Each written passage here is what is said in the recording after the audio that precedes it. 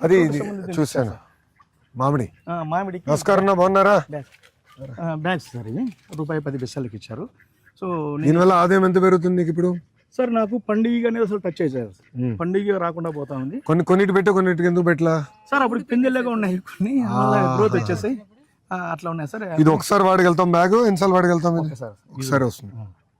ఒకసారి సార్ ఇది వచ్చేసి మన సార్ వాళ్ళు నాకు ఇది ఇచ్చారు సార్, జిప్సమ్. ఇది కూడా నాకు బాగా సపోర్ట్ చేస్తాను సార్. జిప్సమ్ అక్కడక్కడ సౌడు భూమిలో ఇదేసి నీటి వదిలితే అది నిండిన తర్వాత ఆ జిప్సంతో పాటు సున్నం ఇరిగిపోయి ఆ వేస్ట్ ఆఫ్ ఏదైతే ఉందో దాంట్లో డెడ్ సాల్ అది ఫ్లో అయిపోయి బయటికి వెళ్ళిపోతుంది. నమస్కారం తల్లి, బాగున్నారా? అమ్మగారు సార్. అమ్మనా బాగున్నారా? ఏ కోడి ఇస్తున్నావు తల్లి నాకు? ఏ కోడినా? అయినా బాగున్నారా? నమస్కారం అమ్మా. తమ్ముడు బాగున్నారమ్మా? అందరు బాగున్నాడు. మా అబ్బాయి రౌడీ లాగా అయిపోయాడు. ఎంత? ఓ వెరీ గుడ్, బాగా చదువుతున్నాడు. నేను నాన్న భలే అద్భుతాలు సృష్టించాడు ఇక్కడ. భలే ఉంది అసలు. ఇప్పుడు మామిడి చెట్లు ఎన్ని ఉన్నాయి సార్? మామిడి చెట్లు వచ్చేసి 205 ఉన్నాయి. ఎంత వస్తుంది? మొత్తము ఒక 1000 ఎకరాల్లో చేస్తున్నారు ఇట్లా రైతులందరూ. ఇది ఒక 1,00,000 ఎకరాలు తీసుకెళ్లాలంటే ఏం చేయాలి? ప్రభుత్వం నుంచి ఏం చేయాలి మీలాంటి వాళ్ళు? ఎందుకంటే మీకు అనుభవం ఉంది కనుక మీరు చెప్తే ఇంకెక్కువ వింటారు రైతులు. రైతు మాత్రం రైతే వింటాడు కదా. అవును సార్. కూర్చో, 2 నిమిషాలు కూర్చో. కూర్చో కూర్చో కూర్చో కూర్చో రా కూర్చో. నువ్వు కూర్చో, పెద్దవాళ్ళు అడుగు కూర్చుంటారు. దా బయట కూర్చో. ఏడ్రా నువ్వు కూర్చో, నా మాట నువ్వు కూర్చో. దాన్నా రండి రామ చెల్లి దా కమ్. బయో రీసెర్చ్ సెంటర్ దాన్ని బాగా ఇంకా స్ట్రెంథనింగ్ చేస్తాం. బయో రీసెర్చ్ సెంటర్ ఇంకా స్ట్రెంథనింగ్ ఎందుకంటే మనకు ఇన్పుట్స్ అన్ని అక్కడే తయారవుతాయి. సో న్యాచురల్ గా ఈ ఇన్పుట్స్ తయారడానికి మనకు గవర్నమెంట్ సైడ్ నుంచి ICRPలనే ఉన్నాయి. సో వాళ్ళకి వచ్చేసి నాకు 0.% ఇచ్చారు. ఈ 0.% ఏం చేస్తారంటే విలేజ్ లో గ్యాదర్ చేసి ఏ రైతు ఏ క్రాప్ వేస్తున్నాడో ఎన్ని ఎకరాలు వేసిన తర్వాత నాకు ఒక ఇన్నింటి అన్న మనం ఈ ఇయర్ లో ఈ క్రాప్ కు ఇన్ని ఎకరాలు వెళ్తున్నాం. అప్పుడు నేను ఈ క్రాప్ కి ఏ పెస్టిసైడ్ వస్తుంది, దానికి సంబంధించిన కషాయం ఏంటి రావాలని నేను రెడీ చేసుకున్నాను. ఎవరైతే 0.% ఉంటాడో తను విలేజ్ లో తిరుగుతూ ఉంటాడు, అక్కడ వాడే ఉంటాడు, లోకల్ వాడే. సో నాకు ఆయన అనుసంధానం నాకు. సో ఆయన రావడము, నేను వెళ్ళడము, లేదంటే రైతులు రావడము తీసుకెళ్ళి ఇచ్చేస్తాం. దీన్ని కొంచెం స్ట్రెంథనింగ్ చేయాలి. మా ఇక్కడ ఈ ఏరియాలో ఈ జమ్మలమడుగు కాన్స్టిట్యున్సీలో మాకు ఎక్కువ డ్రై క్లాప్. ఈ డ్రైలో రెడ్ గ్రాము, బెంగాలీ గ్రాము ఇవి ఎక్కువ ఉన్నాయి. సో ఇది సంవత్సరానికి ఒక్కసారి పంట. మేము వీళ్ళంగా బాగా తరోలి మేము చెప్పేది విని మేము కొంచెం శ్రద్ధగా చేస్తే వాళ్ళకు పెస్టిసైడ్కి వెళ్ళని అవసరం లేదు. అంటే మన దగ్గర ఉండే కషాయాలు పవర్ఫుల్.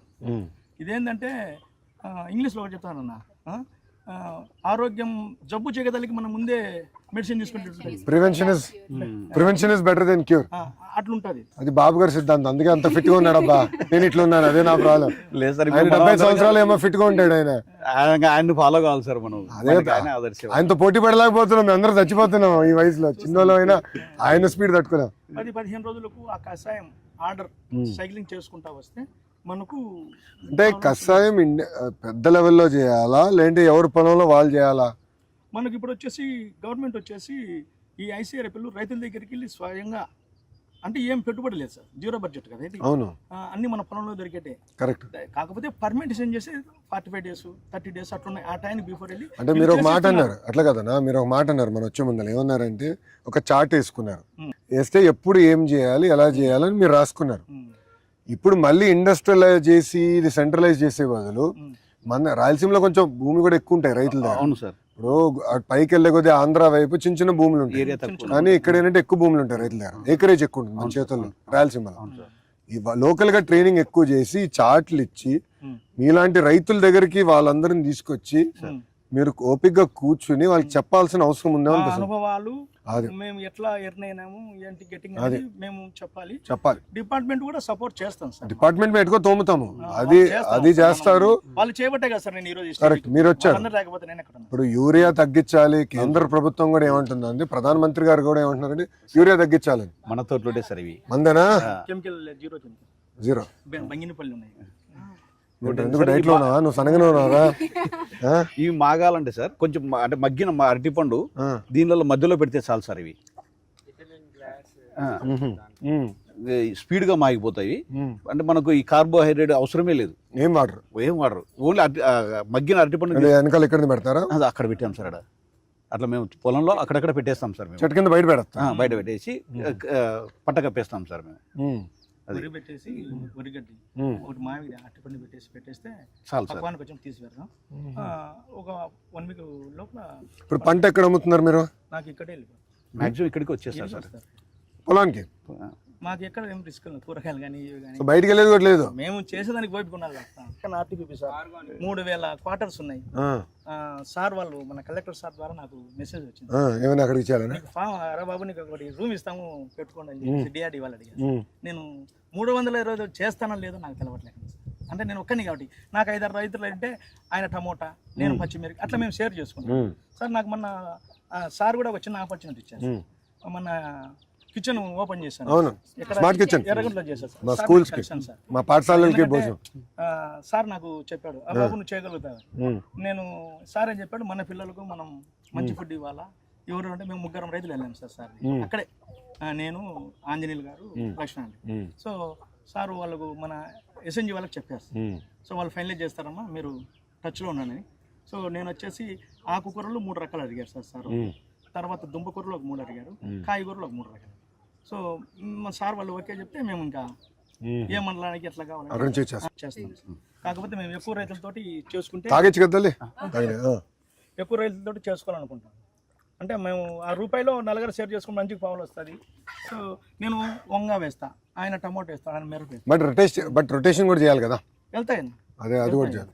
వెళ్తాయి. సో అమ్మాల్సిన మీరు బయటికి వెళ్ళి చెప్పుకోవాల్సిన అవసరం లేదు, మాకు వాళ్ళే వచ్చి ఇక్కడ పురుసతి కావాలంతే. సో ఇప్పుడు మామిడి అంతా ఇక్కడ నుంచి కొనుక్కునే వెళ్తున్నారు, కోకోనట్ అన్ని వచ్చి ఇక్కడికే వచ్చి కొనుక్కున్నారు. టెంకాయ 30 రూపాయలు అమ్ముతాం స్పాట్ లో.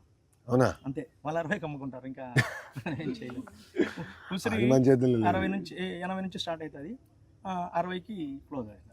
సో ఈ గడిచిన 6-7 సంవత్సరాల ప్రయాణంలో అతి కష్టమైన పరిస్థితి ఎప్పుడు వచ్చింది? అతి కష్టం అంటే నాకు ఒకసారి మోసంబి రేటు పడిపోయింది. నాకు మిగతా అన్ని మిర్చిన ట్రిప్ నాకు సపోర్టింగ్, నాకు వేరే అవసరం పడలేదు.